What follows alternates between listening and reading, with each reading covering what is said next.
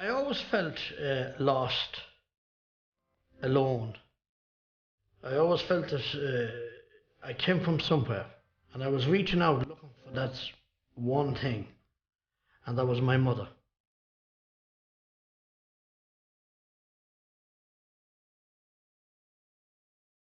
It's an enormous burden for any human being to bear, not to know who they are and not to have siblings, to be all alone in this world.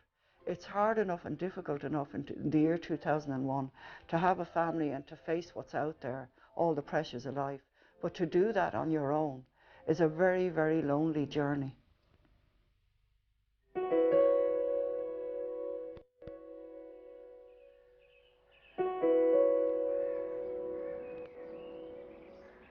The first memory that came into my mind to find out who my mum and dad was when I was orphaned out, fostered out from the school called St. Philomeno's, Stillorgan. And we walked down the steps and a nun came with me. And she gave me a pair of rosary beads that I vaguely remember. And she wished me good luck. She told me the world was out there for me, go ahead. And I was believed fostered by a farmer. But I do remember very clearly that when I landed at the house, that I went to hug what I was taught was my mother and father, because it was the first time that I had met his wife, and I went to hug her. And there's a possibility she did hug me, but it was drummed into me, made very clear from that moment that they were not my father or mother, that they fostered me out, and that I had to realise that under no circumstances were they my father. And that was an awful disappointment to me.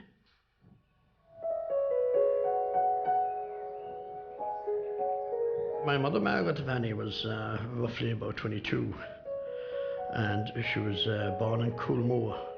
It's a place between Swinford and Charlestown in County Mayo. And she went up to a boarding house working for a family there in Renla. I knew all down the years that she had a baby, because she never came back home from once she had the baby.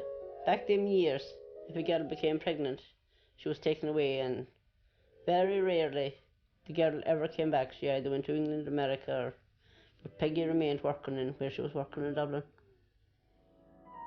She died in November. Her mother was living at that time. Her father was dead. She was down at her father's funeral. Her mother and her brothers brought her back. She was buried in Swinford in the Devaney plot.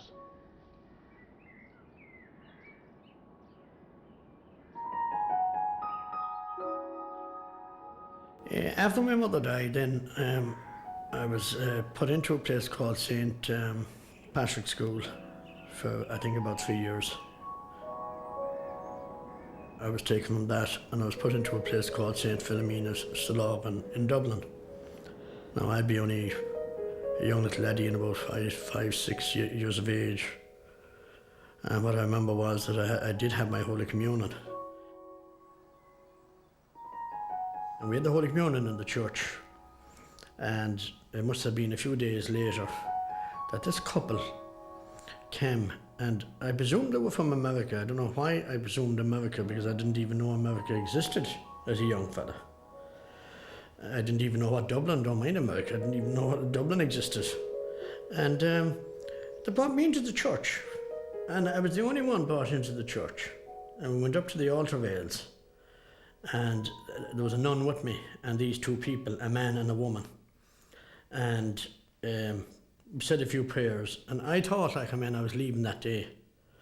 And I started crying, and I kept saying to them, "Are you my mommy and daddy? Are you my mommy and daddy?" And I suppose the response was no. It was the happiest day of my life on that time was when I would have been about 9, because there was a farmer came in and he was a good 6'2", broad man. And the other 8 lads that was with me were a lot bigger than me, that I know. But for some reason I kept agitating him and I kept pleading with him to take me out. We left St. Philomeno's. The farmer took me from St. Philomeno's, and I was sent down by train to a place called Ballantubber. He drove by car back home, And I could never understand how the man that came in wouldn't put me in his car. It puzzled me. Like, we weren't taken out for love. Basically, we were taken out to work.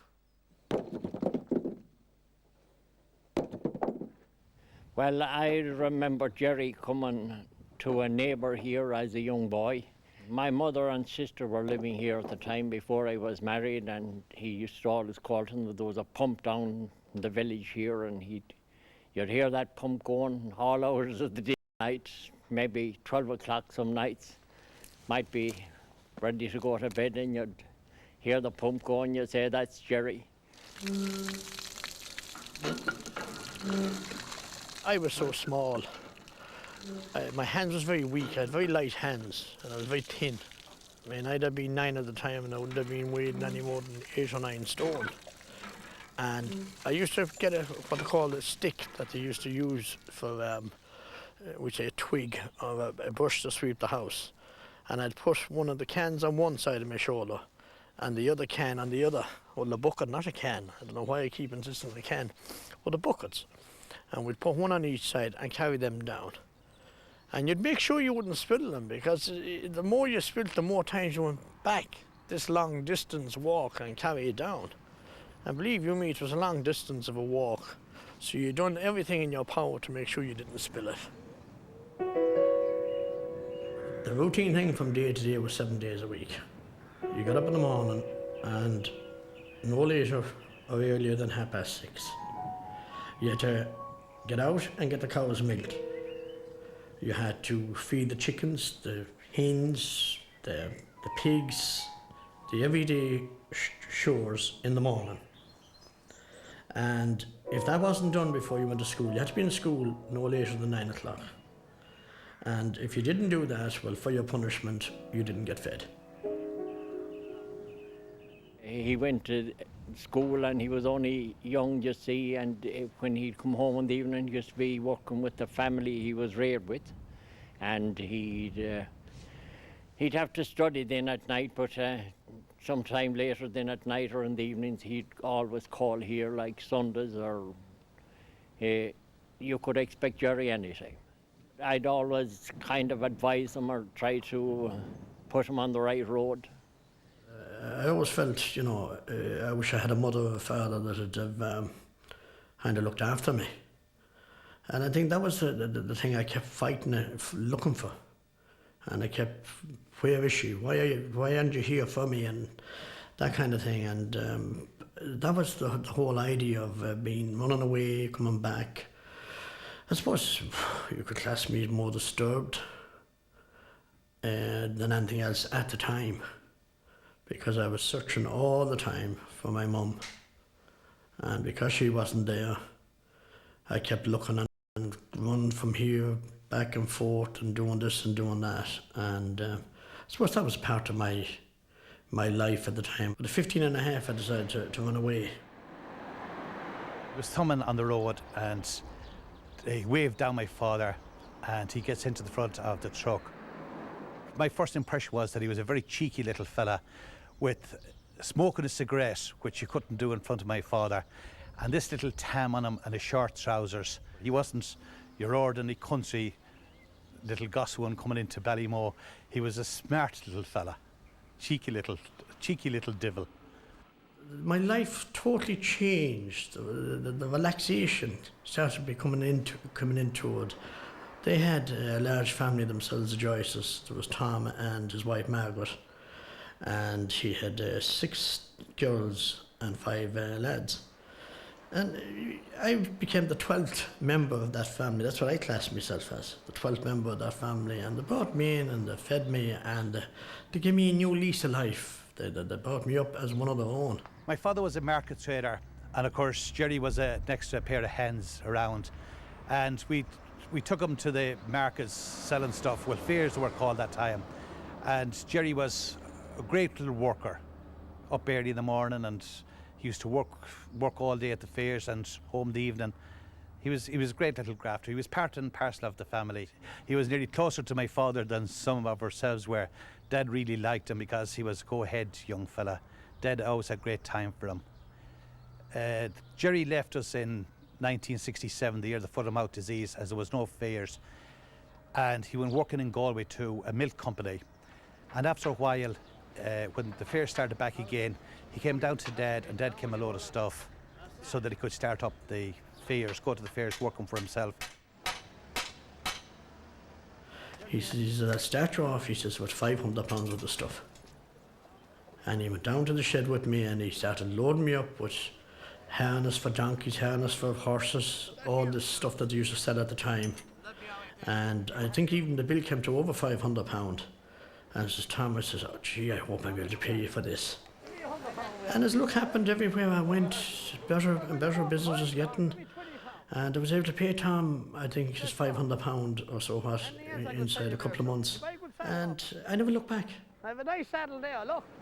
There's a bridle, pure English leather. It's what they call buffer's hide. As you can see yourself there. Now, if you want that bridle today, it was £37. I won't charge you 37, I won't charge you 35. But I'll tell you what I'll do. I'll give you a bargain, £30. Shortly after getting married, I think when I had my first kid, and when I realised, I got jealous actually, of my own daughter having a father and mother that I hadn't got. And I said to myself, my God, now Devaney, isn't the time for you to start looking again? Now, I never stopped looking, but to just get that energy up again. And I always felt that there was somebody out there telling me, go for it, go for it, go for it, and I went for it. The start of getting all the information from the point of view of finding out all about my family was the Freedom of Information Act had come through. And it allowed me to make a phone call to a woman called Bernadette Joyce, who was head of the Foster People's Freedom Association. This is a woman that helps people like myself to find out about themselves. Well, I remember I had a letter from Gerry followed up by a phone call, and he was in a similar situation as all of these children, adult children are. He wanted to trace his mother to find out if his mother was still alive. So Gerry sent up all the documents that I asked him to, and I studied them and got straight into it for him because he seemed very, very anxious, as most of these adult children are, to find their roots. I'll always remember her words. She says, no can give me any encouragement. She says, we'll do what we can. But she says, it'll take a while. And the greatest gift I ever got was at Christmas time. I was at home here when I got a phone call from Bernadette saying that I was no longer a Dublin person as I thought I was, because I was born in Dublin and I felt that I was a Dubliner. Or that it's maybe English, that my mother had gone over to England and gave birth or something to that effect. But I never dreamt that I was from the west of Ireland. And she told me the story that I had 3 uncles and that there was 3 sisters. But unfortunately the bad news was that they were all dead. But the one thing that annoyed me most of all, to think that I was in Galway for the last number of years and I had a man called James, an Uncle James Devaney. And he was living in Galway for 10 years. And he used to come over to the stall to me. And we often had coffee, I believe, in the Imperial Hotel. And I never got to know him, and he never got to know me. And he only died in 1997, and he was the very last link on that chain. And he was married to a girl called Maureen. I was able to make contact with Maureen, that's Gerry's aunt through marriage. And Maureen made the whole thing very easy for me because she was so pleasant and so helpful and anxious to meet Gerry. He said he'd be down for half-tin mass in Swanford on the Sunday. And he said, how will I know you in the church? So I said, well, I'll have a phone quote on me. But when my daughter Mary had been with me, she knew Gerry from the stall in Galway. As soon as ever I seen him, I said, well, he's just like his Uncle Martin. The same build, same face, same eyes. So we came out of the seat and went down, and Mary said, this is my mother. And we just hugged one another. We were delighted to meet one another. With that, then we came out of the church. And then we went over to the graveyard.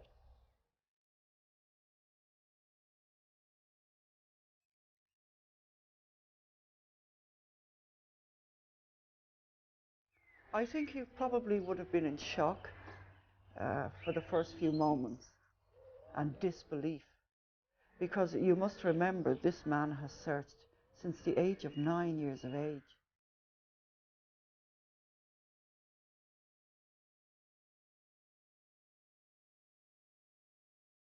I think Gerry, when he approached us, thought that this was going to take a long time, which some of the cases can do. And I think Gerry was taken aback at how suddenly the information was coming back to him about his family being found. All these emotions rolled into one over all of these years, trying to find out who he is. Suddenly he knows now, and it's tangible. These are people now he can touch, he can meet, he can see, and go back over his family history with them. They can fill in all these empty voids and all these gaps. I'll always remember it was a very cold, snowy day at the time. And as I was walking through the gates there, I just got this mumbling feeling in my stomach, realising that I was now 54 years of age, and for the first time in my life I was going to inherit something that I never thought I would inherit, such as seeing the grave that my mother and her sister Annie and her 3 brothers all buried in the one plot. The chapter was closed for once and for all, and I was fascinated by what was done, and I was relieved to have found for once in my life my mother's grave, and it was a peace of mind. He's been looking a long time, and now that he's found his relations and his family, he's a lot more peace with himself, and he's in better moods, and he's much happier. Yeah, there's more buzz to him. There was like if there was something missing from him. Or he'd have his bad days. If he was thinking about it, he'd have his bad days, but no, he's fully complete. All down to the years, definitely. I was searching, and everywhere I went I was up against brick walls. There was any questions I wanted to ask and answered, no luck, nothing happened. And then I felt, I suppose, betrayed by my mother. Funny thing to say, because I was married, as I said. I had a wife and I had 8 kids. And 3 years ago, I happened to go to the court looking for justice, looking for the safeguard the family home. And I remember being in the court, walking into the court, and I walked into that wee church and I said a prayer, and it was the first time I looked up at a statue and I said, "Mother, if you're there, please don't let this happen." I went into the courts, and unfortunately we lost our family home. We were given 3 months to vacate it. It was bad enough me being evicted, but I think the saddest moment of my life was when I seen those 8 kids. It was sad. I mean, I don't like talking about it, but I suppose I have to get it out of my system. They were crying, I was crying. Looking back at a house that I had worked so hard for, paid so much money, remortgaged, paid money back. And it was then I sat on the wall, I got a slight pain, and I thought I was coming with a heart attack. And the kids rushed around me and they said, "Dad, don't be crying, don't be upset." And that made it tougher, because it was then I says, "Mother, where are you? Why aren't you here for me? Why all this? Why is this coming back to haunt me again?" Woke up the following morning in another house, and I remember going to bed that night and knowing to my kids, I didn't want to see my kids see me crying. It was bad enough that what they had gone through all day themselves, and I felt a failure. And I think the biggest thing in any man's life is to be a failure. When you're looked upon in advance as being a successful businessman, and you're seeing yourself as a total failure, that you wouldn't be able to keep a roof over your family's head. That's when the failure set in, and I sat in the room and I cried and I went to bed, and God forgive me for saying it, but I asked my mother to make sure I'd never wake up I didn't want to wake up the following morning. I didn't want to wake up to something that I thought was only a dream. But I woke up, and the first place I went to was down to the church again. I says, look, please help me. I says, I'm on my own. I have no wife. She's left me.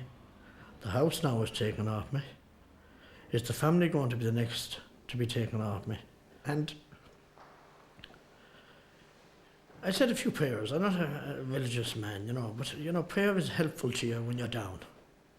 And, I was down, believe you me, down isn't the word. I would hate it on my worst enemy what I went through that day.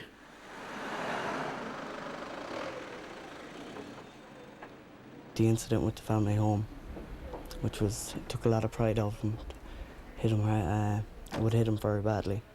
I mean, we were young at the time, we got over it a lot faster, but it hit him as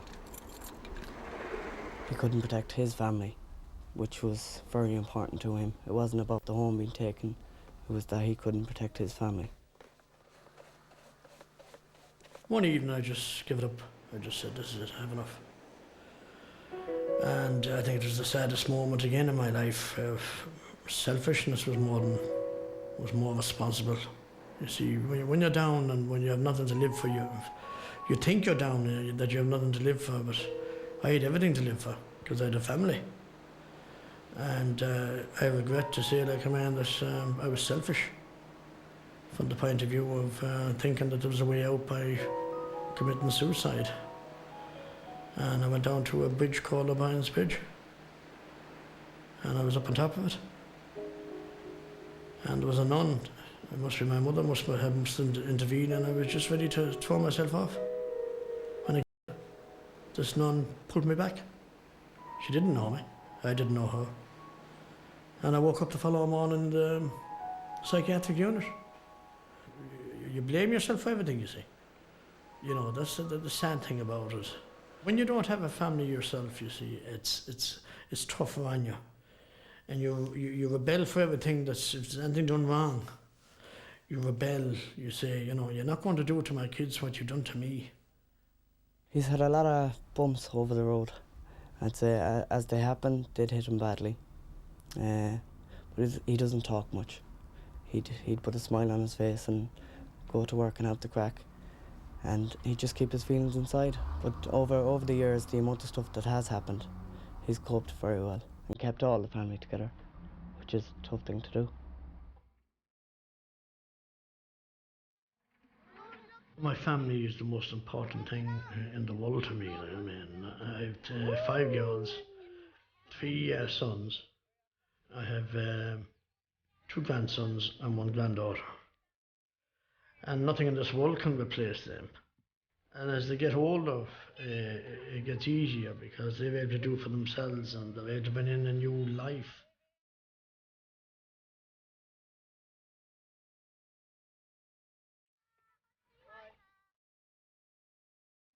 Over the years, if he thinks back, all he has is his own kids. And if he starts thinking, well, that's what he has to work on, is his own family. Now he has his real family, his aunts and his uncles, and their only memories are in graves, but he has his own family to work for, and that's what's getting him through. That's what probably got him through the whole years of not having his own mother. Now that I have found my mother, I'm very much at ease. I now know that I have a family, that I have a mother, I have a grandfather, and I have relatives belong to me, plus my own family. And believe you me, money in the world would never buy what I've got today.